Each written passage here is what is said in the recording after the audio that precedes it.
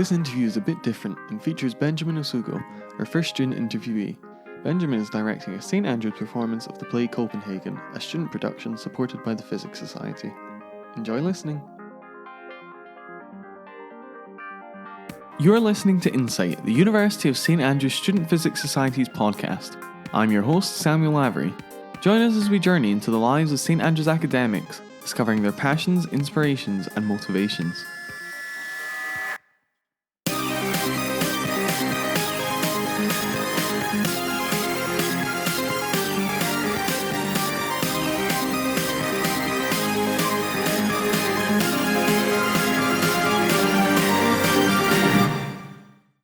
So today on Insight, we're doing something a bit different. We welcome our first student interviewee, Benjamin Osugo, who is running a play. Benji, thanks for joining us. Hi, thanks for having me. So first of all, who are you and what is it that you do at St. Andrews? So I'm Benji Osugo. So I'm a fifth year theoretical physics student here at St. Andrews. Been here for 5 years, long time. And the reason I'm on the podcast today is because I'm directing a play with mermaids and kind of half with PhysSoc. Called Copenhagen. It's about physics. It's by Michael, and it's about a meeting that Niels Bohr and Werner Heisenberg had in 1941 that kind of changed I don't want to say give it too much impact, the fate of the world, but it's somewhat accurate. Okay, so before we get on to the play a bit more, Can we talk about you? So what made you first interested in physics? I mean, I don't know if it's a particularly enchanting story, but you start it in school, and it was something that I was a lot easier to work for. And I think when I realized I wanted to study at university, there was a school trip to CERN, and we went to Switzerland, obviously. And one of the activities we did, we went to the canteen, and we were kind of we had to come up with 3 questions, and we just go around and sit down at scientists' table who were working and be like, what are you working on? Like, why? Like, why are you doing this? And I think talking to those scientists was probably when I started to really think about physics, just the way that physicists think about problems is. Mm-hmm. And it's definitely an impressive collection of people at CERN. So why did you decide on coming to St. Andrews? I think the reasons a lot of people decide to come to St. Andrews. I was kind of going for several. I think it was between St. Andrews, Imperial. Didn't get into Imperial. I was very sad at the time, but life goes on. Not mad. I wanted to stay in Scotland, close to my family in Aberdeen. But in St. Andrews, you get the mix of, the student life as well as having a physics department that is very, very accomplished, both, especially in teaching, where I feel it's a lot more modernized than in a lot of physics departments across the country. Mm-hmm. So there's definitely a lot of strong reasons to come here. So you mentioned mermaids. So could you tell us about who runs theatrical productions in St. Andrews? Because this is something you've been involved with over your time here. Yeah, I've done many plays during my time in St. Andrews, mostly on the acting side. This is my second time doing a play, which is quite fun.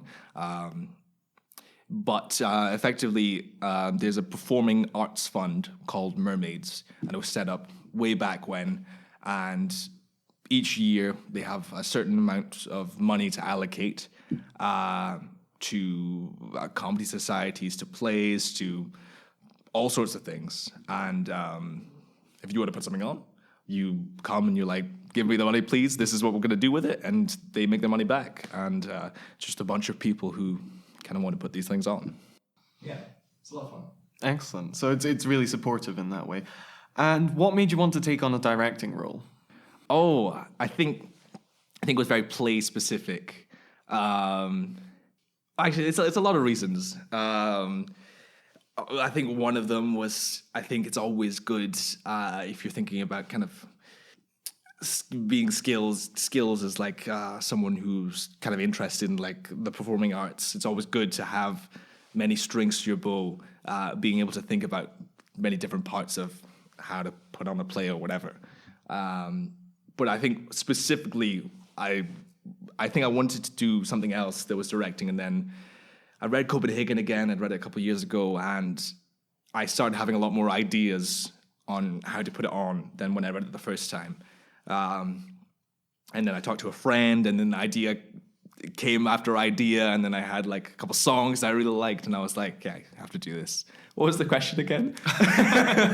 It's just what made you want to take on a directing role. So it's this sort of new perspective, and you found something that you were passionate about. Yeah, exactly. No one else was offering, so you wanted to take exactly. And I think the play has a lot of things that I want people to know about physics.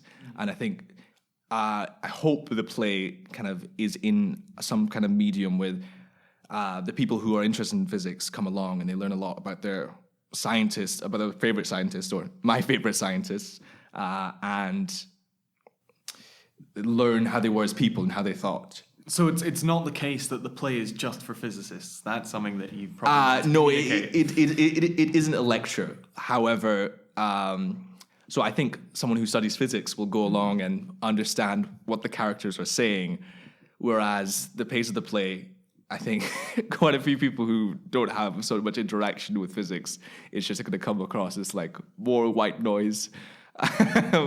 But it's still worth going along to. Yeah, it is a story about people at the end of the day. Mm-hmm. So yeah, could you give us an outline of the play? Sorry, I think we've touched on it a bit. But yeah, I kind of give some spoilers. Without giving too much away, of course. Oh yes. No. I mean, it's all happened, so there's no spoilers. That's true. It's just history. I don't know if you could do spoilers on World War II, but anyway.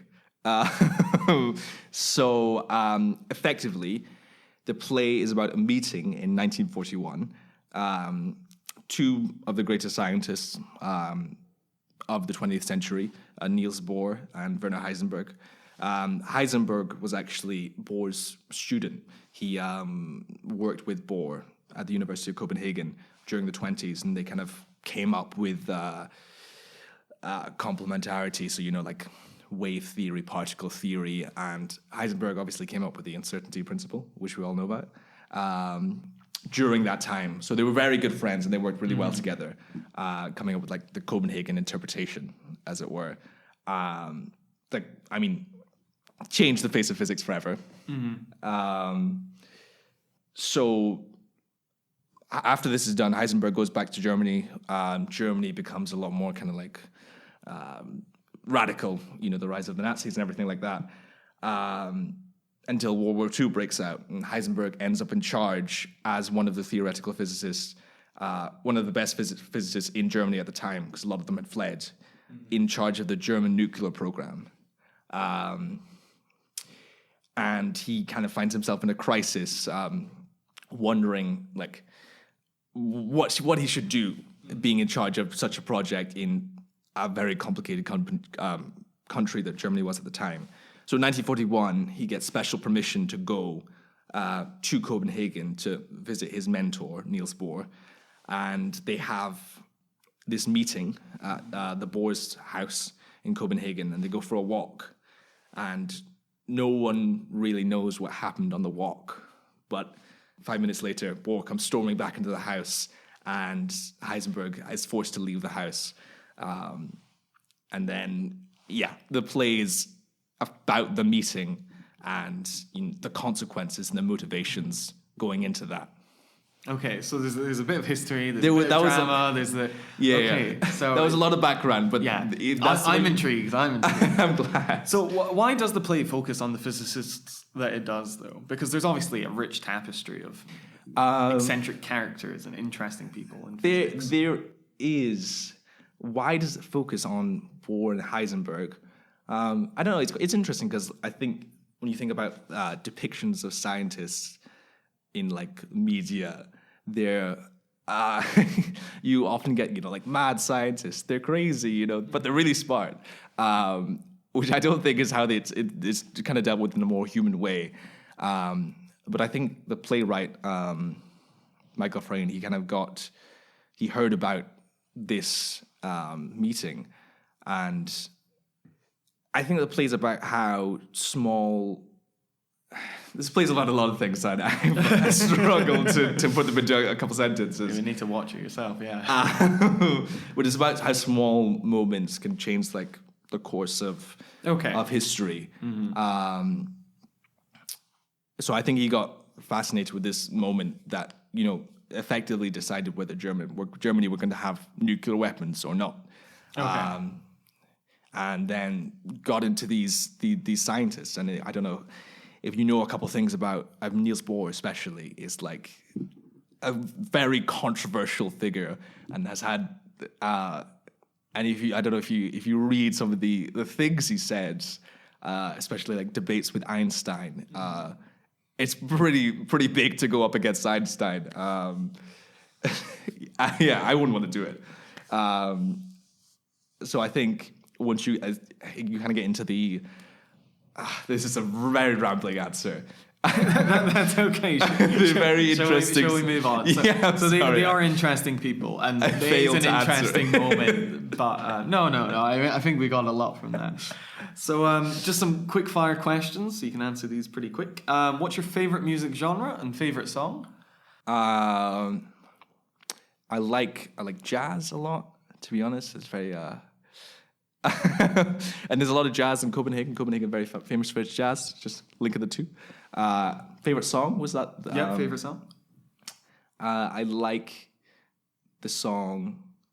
It's called "I Like You, You're Nice" by Blossom Dearie.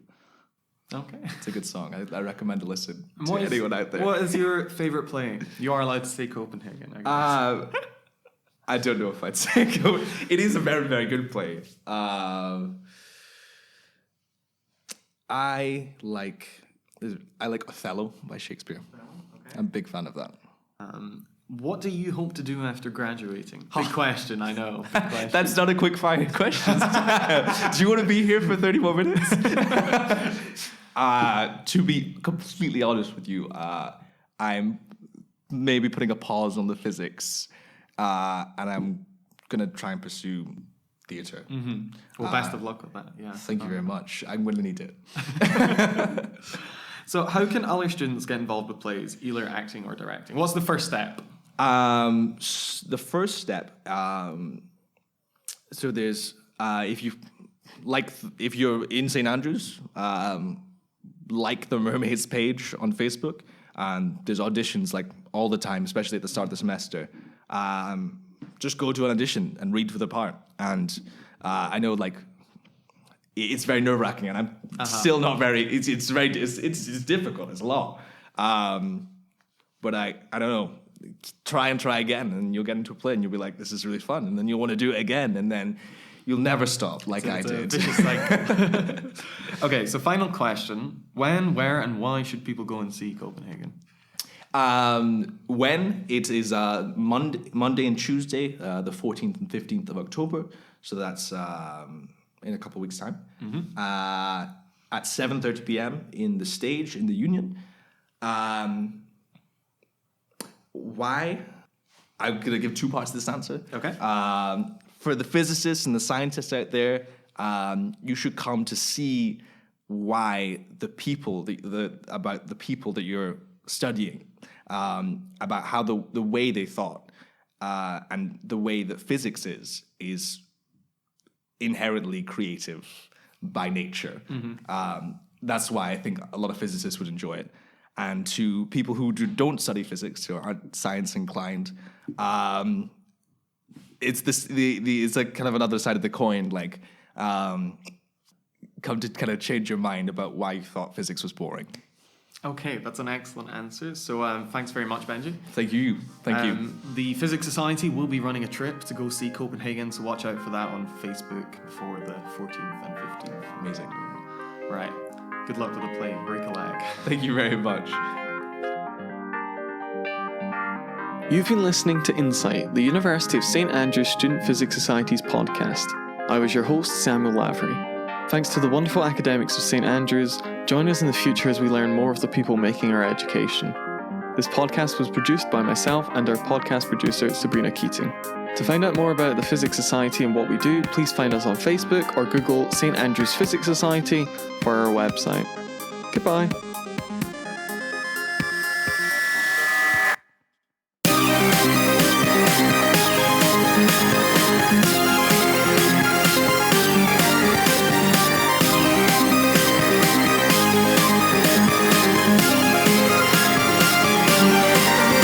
Bye.